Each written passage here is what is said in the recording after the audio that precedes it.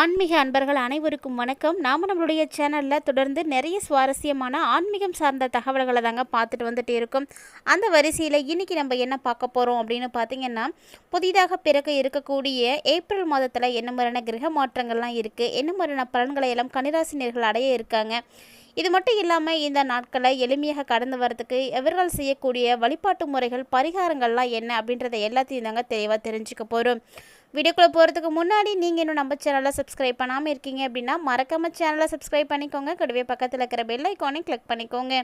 அப்போ தான் நாங்கள் போடக்கூடிய வீடியோக்கள் எல்லாமே உங்களுக்கு நோட்டிஃபிகேஷன் உடனுக்குடன் வந்தடையும். நீங்களும் பார்த்து பயன்பெறலாம். வாங்க வீடியோக்குள்ளே போகலாம். பொதுவாகவே ஒவ்வொரு மாதமானது பிறக்கும் பொழுதும் அந்த மாதம் சிறப்பாக இருப்பதற்கு அந்த மாதத்தில் என்ன மாதிரியான கிரக சூழ்நிலைகள் இருக்குது அப்படிங்கிறத கண்டிப்பாக நம்ம தெரிஞ்சுக்கிட்டே ஆகணும்.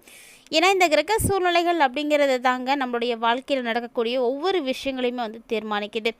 ஸோ பார்த்திங்கன்னா, ஏப்ரல் மாதத்தில் குரு பகவான் ரிஷப ராசியிலும், செவ்வாய் பகவான் மிதுன ராசியிலும், கேது பகவான் கன்னி ராசியிலும், சூரியன், சந்திரன், புதன், சுக்கிரன், ராகு போன்ற கிரகங்களானது மீன ராசியிலும் பயணித்துட்டு இருக்காங்க.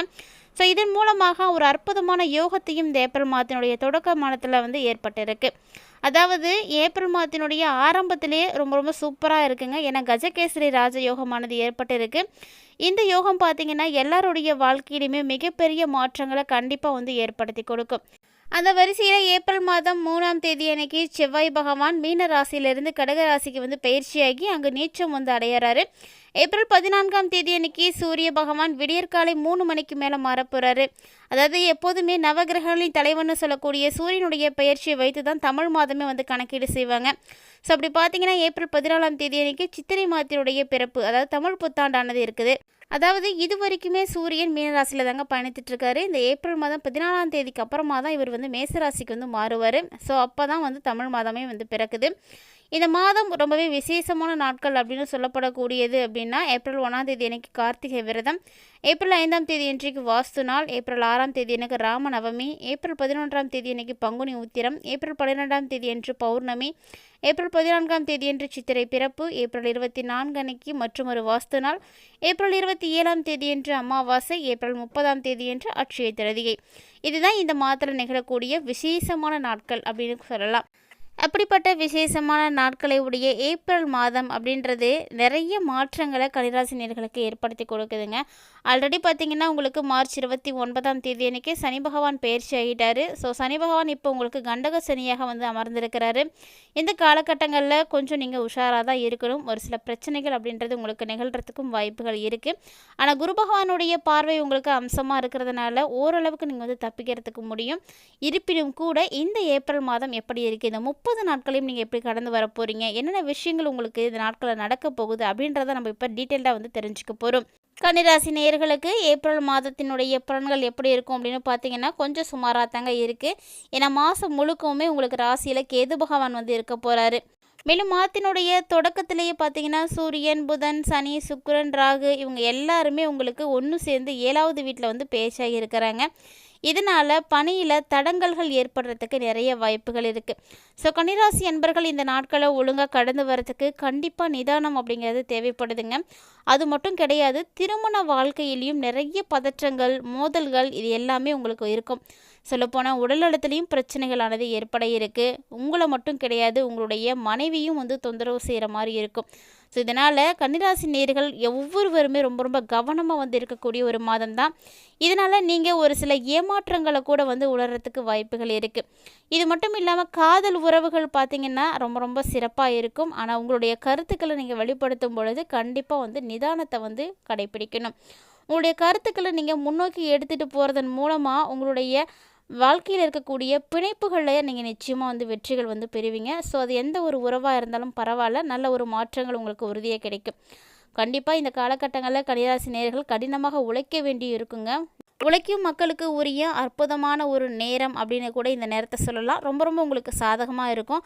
ஆனால் பல சவால்களை நீங்கள் இந்த டைமில் சந்திக்க வேண்டி இருக்கும். நிறைய விஷயங்கள் உங்களுக்காக காத்துட்ருக்கு அப்படின்னு தான் சொல்லணும். அதையெல்லாம் நீங்கள் எதிர்த்து போராடணும். எதிர்த்து நீங்கள் போராடுறதுனால மட்டும்தான் நீங்கள் உங்களுடைய வாழ்க்கையில் முன்னேறி வர முடியும். குறிப்பாக வியாபாரம் செய்யக்கூடியவர்கள்லாம் பல சவால்களையும் பல பிரச்சனைகளையும் கண்டிப்பாக சந்தித்தே ஆக வேண்டுங்க. அப்படி ஒரு சூழ்நிலையில் தான் நீங்கள் இருக்கீங்க.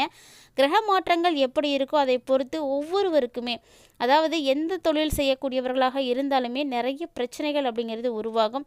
அது எல்லாமே அவர்களுடைய தொழில் ரீதியாக நீங்கள் சமாளிக்க வேண்டிய ஒரு நேரம்தான். ஏன்னா 7வது வீட்டில் நிறைய கிரகங்கள் ஏற்கனவே இருக்குது அப்படின்னு நம்ம பார்த்துட்டோம். இந்த 7வது வீட்டில் இருக்கக்கூடிய எல்லா கிரகங்களுடைய செயல்பாடுகளுமே தொழிலில் வந்து நிறைய தடைகளை வந்து ஏற்படுத்தி கொடுக்கும். அதனால் ஒன்றுக்கு மேற்பட்ட தொழிலில் இருக்கக்கூடியவங்க கூட்டாளிகளோடு ஈடுபடாமல் ஒன்றா அமர்ந்து அன்பாக பேசி வியாபாரம் செஞ்சீங்க அப்படின்னா மட்டும்தான் உங்களுக்கு வியாபாரம் சிறப்பாக நடக்கும். இல்லைன்னா அந்த இடத்துல சண்டை சச்சரவுகள் அப்படிங்கிறது கண்டிப்பாக வந்து உருவாகும். இதனால் கன்னிராசினியர்களை பொறுத்த வரைக்கும் இந்த நாட்களில் ஒருவருக்கொருவர் விட்டு கொடுத்து நீங்கள் போகிறது ரொம்பவே முக்கியமானது.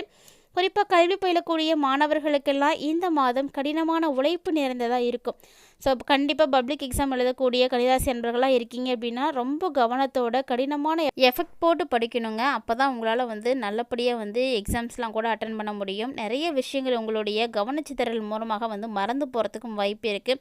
ஸோ இது எல்லாத்தையுமே இந்த டைமில் நீங்கள் வந்து கண்டிப்பாக சரி பண்ணிக்கணும். அது மட்டும் இல்லாமல் இந்த மாதத்தினுடைய தொடக்கத்தில் இருந்தே பார்த்திங்கன்னா ஒரு சில பயணங்கள் அப்படிங்கிறது உங்களுக்கு உருவாகும். அதுவும் ஏப்ரல் மாதத்தை பொறுத்த வரைக்கும் இந்த பயணங்கள் அனைத்துமே உங்களுடைய நிதிநிலை சார்ந்த விஷயங்களை வந்து சரி பண்ணி கொடுக்கும். ரொம்பவே வந்து சாதகமாக இருக்கும். அதே போல் தான் உங்களுக்கு இப்போ இருக்கக்கூடிய சனி பகவான் 5வது வீட்டுக்கு அதிபதியாக இருக்கக்கூடியவர் 7வது வீட்டில் வந்து இருக்கிறாரு. ஸோ 7ஆம் இடத்துல வந்து இருக்கும் பொழுது கண்டக சனியாக உங்களுக்கு வந்து அமர்ந்திருக்கிறாரு. அதனால் கண்டிப்பாக கவனமாக இருக்கணும். காதல் திருமணத்திற்கெல்லாம் நல்ல ஒரு வலுவான வாய்ப்புகளை எல்லாம் உருவாக்கி கொடுப்பார். நிறைய பேருக்கு திருமணமாகாமல் இருக்கக்கூடியவர்களுக்கெல்லாம் இந்த டைமில் வந்து திருமணத்திற்கான வாய்ப்புகளை வந்து கிடைக்கும். ஸோ திருமண விஷயம் அப்படின்றது உறுதியாகி உங்களுடைய காதல் திருமணத்தில் போய் முடிவடையும். காதல் திருமணம் கைவசப்படுறதெல்லாம் மிகப்பெரிய விஷயம். ஸோ இந்த டைமில் உங்களுக்கு அதுக்கான வாய்ப்புகளை எல்லாம் சனி பகவான் வந்து ஏற்படுத்தி கொடுப்பாரு. மேலும் 7வது வீட்டில் இருக்கக்கூடிய இந்த 5 கிரகங்களுடைய சேர்க்கை அப்படிங்கிறது பஞ்சகிரகி யோகத்தை வந்து உருவாக்கி கொடுக்குது. ஸோ பஞ்சகிரகை அப்படிங்கும் போது 5 விதமான கிரகங்கள்.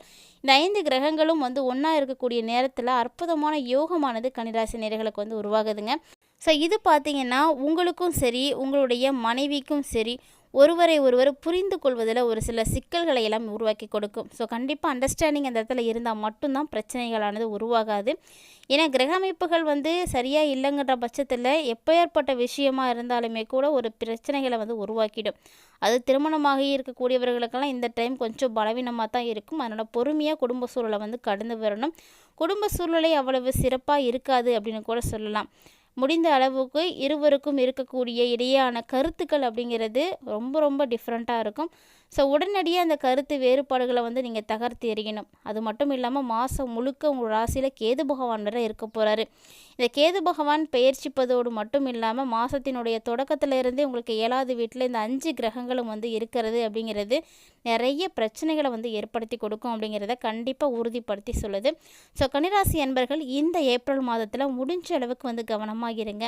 அதிகமாக ஒரு சில பிரச்சனைகள் வந்து ஏற்படுது அப்படின்னா கூட விட்டு கொடுத்து போயிடுங்க. இல்லைன்னா அந்த இடத்துல இன்னுமே வந்து பிரச்சனைகள் பெருசாக ஆரம்பிக்கும்.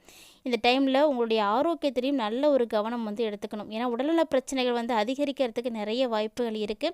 ஸோ உங்களுடைய ராசி அதிபதியாக இருக்கக்கூடிய புதன் பகவானை நீங்கள் தொடர்ந்து வழிபாடுகள் செய்யுங்க. புதனுக்குரிய பீஜ மந்திரங்கள் உங்களுக்கு தெரியும் அப்படின்னா தினந்தோறுமே நீங்கள் ஜபிப்பது உங்களுக்கு மிகப்பெரிய மாற்றங்களை வந்து ஏற்படுத்தி கொடுக்கும். ஸோ கண்டிப்பாக கன்னிராசி அன்பர்கள் இந்த ஏப்ரல் மாதத்தில் முழுக்க கவனமாக இருக்கணும். நிறைய விஷயங்கள் உங்களுக்கு சாதகம் இல்லாமல் இருக்கிறதுனால இந்த மாதத்தை கடந்து வருவது அப்படிங்கிறது கொஞ்சம் கடினமாக தான் இருக்கும். உங்களுக்கு நிறைய மன அழுத்தங்கள் கூட உருவாகலாம். நிறைய பிரச்சனைகளை வந்து சந்திக்க வேண்டி இருக்கும். ஸோ மன ஆறுதலுக்காக நீங்கள் ஆலயங்கள் போயிட்டு வருவதும் உங்களுக்கு இஷ்டமான தெய்வத்தை தொடர்ந்து வழிபாடுகள் செய்வதும் உங்களுக்கு ஏற்படக்கூடிய பிரச்சனைகளில் இருந்து உங்களை வந்து காப்பாற்றி கொடுக்கும். கண்டிப்பாக இந்த பதிவில் கூறப்பட்டிருக்க மாதிரி சின்ன சின்ன எளிமையான பரிகாரங்களை செய்கிறதுனாலையும் உங்களுடைய இஷ்ட தெய்வத்தை வழிபாடுகள் செய்வதாலையும் நிறைய பிரச்சனைகள்லேருந்து நீங்கள் தப்பிக்க முடியும்.